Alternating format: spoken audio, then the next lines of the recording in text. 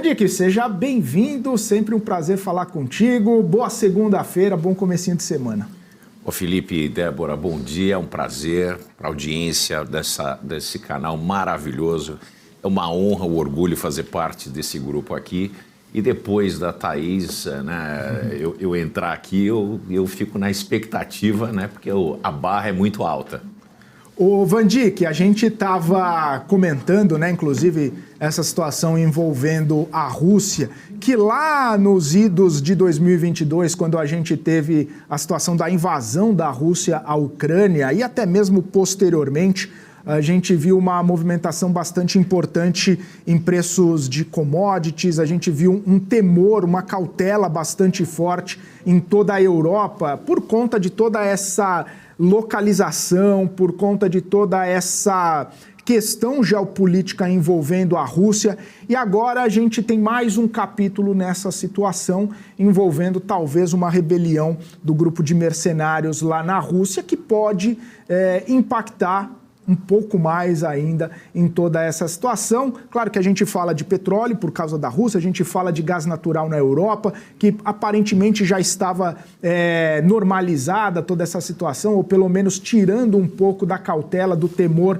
de um desabastecimento, mas agora essas insurgências voltam a pesar um pouco na visão de muitos analistas. Queria saber como que você está vendo e encarando essa situação, se depois de um período de até mesmo tranquilidade, claro que a guerra impõe muitas derrotas na economia e nas questões humanitárias, mas depois de uma cautela, de uma tranquilidade de alguns meses ali, das coisas voltando a ficar nos patamares um pouco mais tranquilos com relação à inflação, com relação a preços de commodities, enfim, uma questão como essa pode trazer e impor mais prejuízos, mais consequências?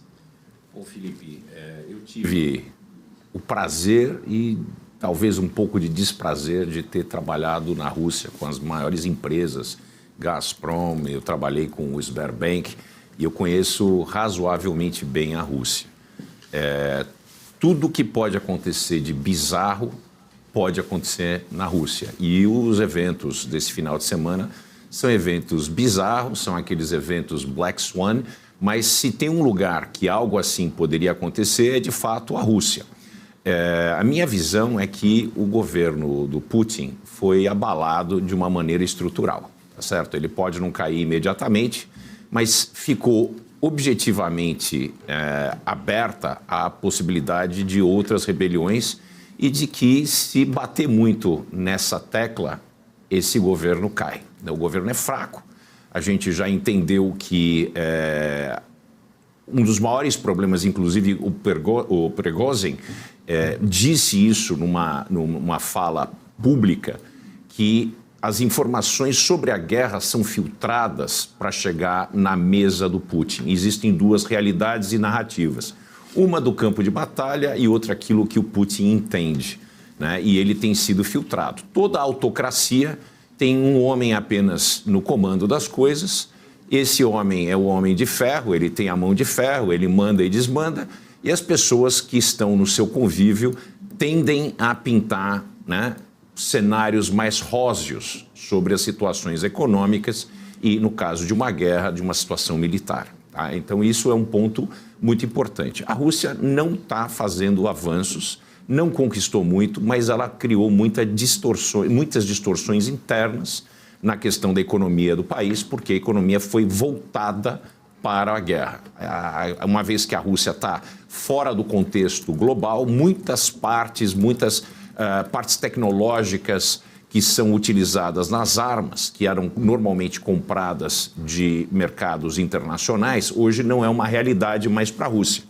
Então isso também cria um problema interno, porque a Rússia vem se esvaindo aos poucos e grande parte do problema está aí, né? A falta de controle da economia russa num ambiente de guerra, uma insurgência que não era esperada. No entanto, quando você conta com um grupo de mercenários que é liderada por uma pessoa que passou mais de 10 anos presa né? É um criminoso, né? Não é que é um criminoso de guerra, era um sujeito que roubava casas, era um assaltante. Então, quando você tem uma espécie de lampião russo que assume uma posição de responsabilidade por fazer e manter tropas, né? Cerca de 25 mil homens sob comando na Ucrânia, né? É um número bastante elevado de pessoas. A gente não pode esperar que essas pessoas vão ser, né, sempre alinhadas com a gente. A definição de um mercenário é que ele é pago para lutar. Portanto, foi um risco, mais um risco que o Putin resolveu tomar, fez uma aposta errada, tanto na invasão e com quem contar. Agora, do ponto de vista econômico, toda a distorção que acontece nesse campo, né, nós estamos falando de impacto em grãos, principalmente trigo, que a Ucrânia, essa região onde está acontecendo a guerra, ela é, vamos dizer assim, a cesta de produção de pão do mundo, porque tem grande parte, cerca de 40% do trigo mundial vem dessa região de Rússia, esse corredor, né, da Europa Central até a Rússia. Então, isso abala o preço dessa commodity. Essa é uma commodity instrumental para o mundo, né? Essa commodity certamente vai sofrer alguma oscilação de preço. É mortal? Não acredito, uma vez que foi contida a revolução, né, essa insurgência, mas pode ter reflexos no preço de algo que é tão básico do ponto de vista de alimentação de seres humanos, e isso pode causar mais problemas com relação à inflação, que tem sido tão complicada, principalmente na Europa e nos Estados Unidos, para ser reduzida.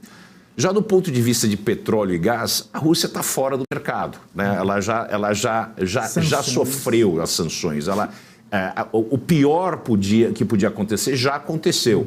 Então, eu não imagino que vai ter grandes revoluções no preço. Obviamente, qualquer tipo de embate doméstico num país que tem uma relevância na produção de petróleo e gás sempre oscila, porque existe margem para especulação. Existem pessoas operando esse mercado e existe margem para especulação. Hoje mesmo a Arábia Saudita está numa reunião, é o Davos da China, estão em Beijing hoje com o Fórum Mundial, o Fórum Econômico Mundial, e essa aproximação entre a Arábia Saudita e a Rússia também não ajudam a situação de preço de petróleo. A gente sabe que da aproximação entre a Arábia Saudita e a China não ajudam a situação do preço de petróleo. No entanto, como eu disse anteriormente, o maior impacto na commodity, gás natural e commodity petróleo, já foi sofrida um pouco após o início da guerra. Então, eu não espero nenhum tipo de reviravolta. E ainda mais, somando-se a isso, o mundo caminha para, não digo de uma recessão global, mas existe um resfriamento das atividades econômicas em grande parte do mundo. Isso significa que o preço de petróleo também deve se comportar alinhado com esse tipo de movimento econômico.